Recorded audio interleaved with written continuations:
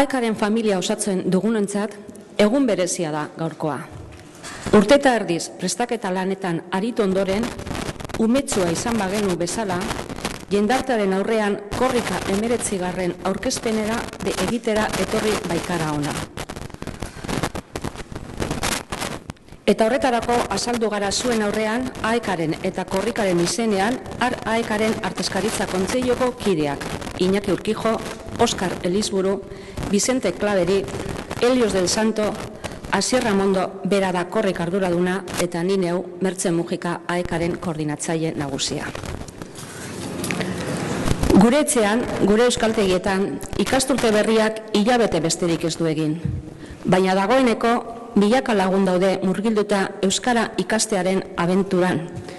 Helduaren euskara praktikoa ikasten eta hobetzen. Euskaraz bizitzeko urratsak ematen.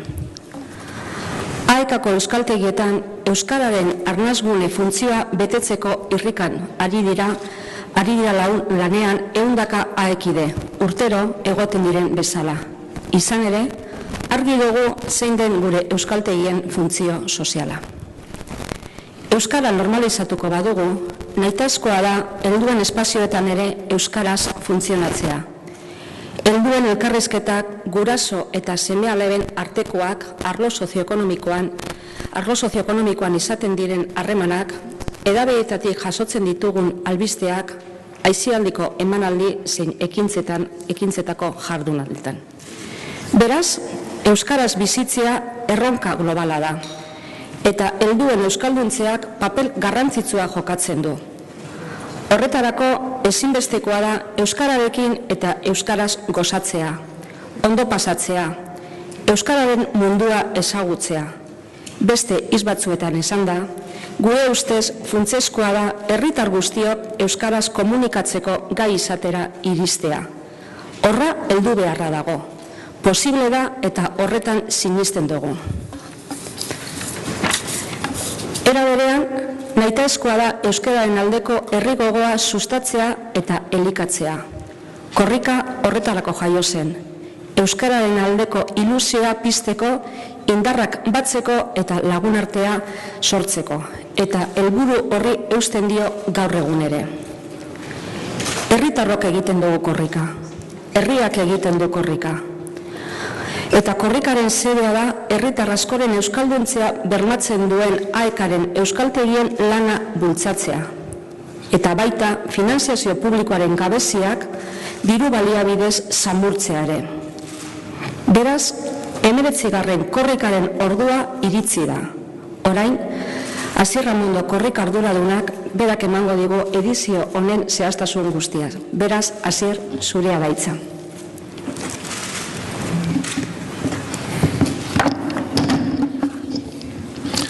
Bai, eskerrik asko, Mertze. Eta esan bezala, gaur korrika 19. honen aletxo batzuk agertuko dizkizuegu. Agertuko dizuegu zein izango den omendua, agertuko dizuegu zein izango den mezua eta agertuko dizuegu ere nondik norakoa. Korrika 19 honek Urepelen izango du hasiera eta 10 egun, 10 gau, 11 egun eta 2000 kilometrotik gora egin ostean Bilbon amaituko da martxoaren 29an. Korrika guztiek esan bezala mezua dute. Oraingoak ere badauka, euskaldun. Zer adierazi nahi dugu horrekin? Guretzat euskalduna da, euskaldun edo euskalduntzen ari den pertsona. Guretzat euskalduna da, bere bilbide individuala naizko ekimen kolektiboen bitartez euskararen alde jarduteko ahalmena bere egiten duena. Eta zer nahi du euskaldun batek? Euskaldun du. Ahaldun du gaitezen, euskararen eta euskalgintzaren egoeraz. Batu ditzagun nire, zure, haren ahalegin pertsonalak eta biderka dezagun gure ahalmena auzolanean. Egin dezagun eta eragin. Euskaldun eta euskaltzale guztiok osatzen dugu Euskal Herria, euskararen herria. Guztion artean, auzolanean eta elkarlanean lortu aldugu euskaraz biziko den herria, euskalakariz osatutako herria. Horixe da korrikaren eta AEKaren nahia. Eta nahia ahala da. Hau guztia norbanako kauzolanean, zein erakundeekin eta instituzioekin batera elkarlanean garatu behar dugu. Dakienak erabiltzeko, ez dakienak ikasteko ahala izan behar du. Ikasteko eta erabiltzeko eskubidea bermatzeko ahala izan behar dugu. Euskaltegiak ikaslez betetzeko ahala. Euskal kultura edatzeko eta euskal edabideak aupatzeko ahala izan behar dugu. Euskara taldeak laguntzeko eta euskalgintza babesteko ahala ere.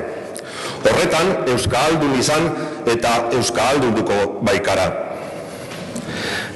Herri hau euskaraz pentsatuko dugu edo ez da izanen, zioen Ametzartzaiusek Korrika 18 amaieran Baionan. Gaur eta orain ideia hau berresten dugu. Euskaldundu gaitezen, Korrika 19 ahalmen metaketa izan nahi du. Gutako bakoitzaren eta gu guztion nahiak eta ahalak, auzolanak eta elkarlanak eragingo baitu Euskal Herria benetan, Euskararen herria izatea. Esan bezala, korrika guztiek omendu bat dute. Omendu hori izan da edo kolektibo bat, pertsona bat, edota instituzio bat. Oraingo honetan, Korrika 19 Durangoko azoka omenduko du. Zergaitik Durangoko azoka? Arrazoi ezberdinak daude. Batetik ezin dugu ahaztu, datorren urtean 2015ean Durangoko azokak 50 urte beteko dituela. Eta ibilbide hori saritzeko eta abenduan euskalgintzaren gune referentziala delako Korrika 19 merezitako omendua edo omenaldia egingo dio. Esan bezala, orain ia 50 urte sortu zen Durangoko azoka Gerediaga elkartearen eskutik. Urte makurrak ziren, eta geroztik etengabe hasiz joan den ekimena izan da. Liburuekin hasi, diskekin jarraitu, eta egun kultura azoka ere bada, euskaraz egindako kulturaren erakusleio garrantzitsuena da.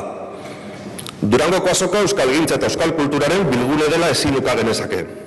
Euskara eta euskal kulturaren inguruan egun egiten diren ekimen nagusiak elkartzera goaz. Horregatik guztiagatik, Durangoko azoka omendu nahi du 2015ko martxoaren 19-tik 29-ra guztien artean egingo dugun korrikak.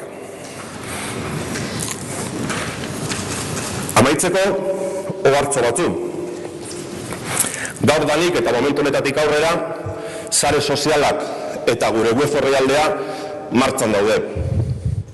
Sare sozialetan eta web orrialdean izango duzue informazio osatua eta berritua momentutik momentura.